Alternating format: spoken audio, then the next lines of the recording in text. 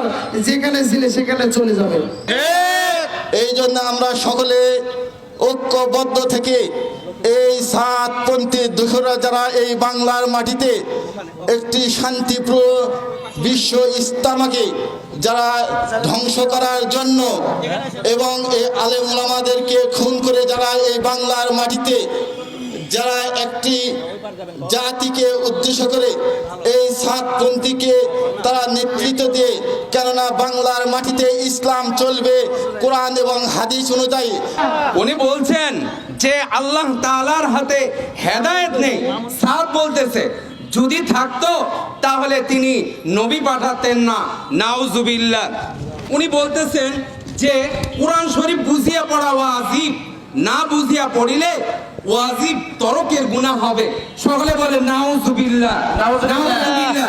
নিরীহ মানুষেরা বিশ্ব ইজতেমার ময়দানে শুয়ে আছিল, ঘুমন্ত ব্যক্তিদেরকে যারা হত্যা করেছে তাদের হত্যার বিচারের প্রতিবাদে আজকে এই বিশাল নিয়ামতপুর উপজেলা শাখার মানববন্ধন থেকে আমরা একটা আহ্বান জানাতে চাই। আমাদের উপজেলা মহোদয় সহকারে আমাদের নিয়ামতপুরের মাটিতে আজ পর থেকে কোনো প্রকার সাদদের কোনো কর্মসূচি চলতে পারে না। যে সারা বাংলায় সাতপন্থী এতাদিদের কোনো জায়গা বাংলার জমিনে হবে না, হবে না, হবে না। আমরা এটাও আরো জানাই দিতে চাই, আলেম ওলামা ছাড়া তাবলীগ কোনোদিন চলতে পারে না। সুতরাং যারা আলেম ওলামার বিরোধিতা করে, যারা আলেম ওলামাদেরকে নিঃস্বভাবে হত্যা করতে চায়, আমরা শান্তিপ্রিয়ভাবে তাদেরকে জানাই দিতে চাই, প্রশাসনকে জানাই দিতে চাই, আজকে আমরা শান্তিপ্রিয়ভাবে এই খুনিদের বিচার বাংলার জমিনে চাই। এই বাংলাদেশের মাটিতে একটি জামাত চলবে, তাবলীগ জামাত। যেই জামাত কোরআন সুন্নাহর আলোকে চলবে, যেই জামাত আলেম ওলামাদের পরামর্শে চলবে, এবং সারা বাংলাদেশে আমরা এই উদাত্ত আহ্বানটি পৌঁছাই দিতে চাই যে সারা বাংলাদেশে আলেম ওলামাদের নেতৃত্বে তাবলীগ জামাত চলবে। সুন্দর একটা পরিবেশে ওলামায়ে কেরামের ছায়াতলে দিন প্রচারের জন্য আজ সুন্দরভাবে বাংলাদেশে একটা সুন্দর পরিস্থিতিতে সুন্দরভাবে দিন প্রচারের একটা সুন্দর সৃষ্টি হয়েছে।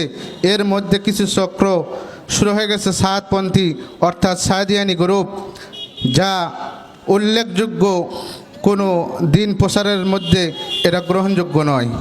আমরা উপস্থিত হয়েছি একটাই কারণ, যে তাবলীগ জামাতের যে বিভ্রান্ত সৃষ্টি হয়েছে।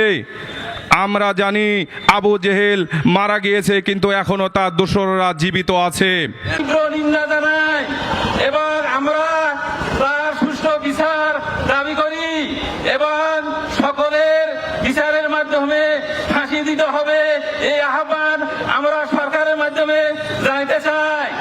এটা আপনারা জানেন, সর্বস্তরের জনগণ আপনারা জানেন, বাংলার জমিনে কোনোদিন চাউলের দাম বাড়লো কেন? এই জন্য ওলামায়ে কেরাম রাজপথে নামে নাই। তেলের দাম বাড়লো কেন? এই জন্য ওলামায়ে কেরাম রাজপথে নামে নাই। আমরা সরকারের কাছে উদাত্ত আহ্বান জানাই, বাংলার জমিন থেকে সাতপন্থীদের সকল কার্যক্রম সরকারিভাবে নিষিদ্ধ করতে হবে।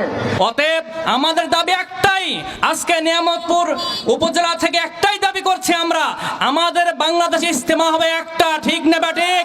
ইজতেমা চাই আমরা একটা, সাদিয়াতি নয়, বেদাতি বেদাতি বেদাতি।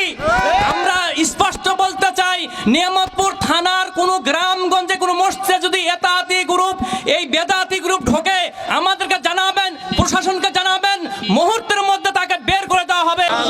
এই দেশে জালেম উৎখাত হয়েছে, এই দেশে রাজত্ব করবে ইনশাআল্লাহ আলেমেরা। যত রূপ নিয়ে আওয়ামী লীগ দেশের মধ্যে এসেছে, আলেম প্রতিবাদ করেছে, আলেম ইনশাআল্লাহ বিজয় হয়েছে।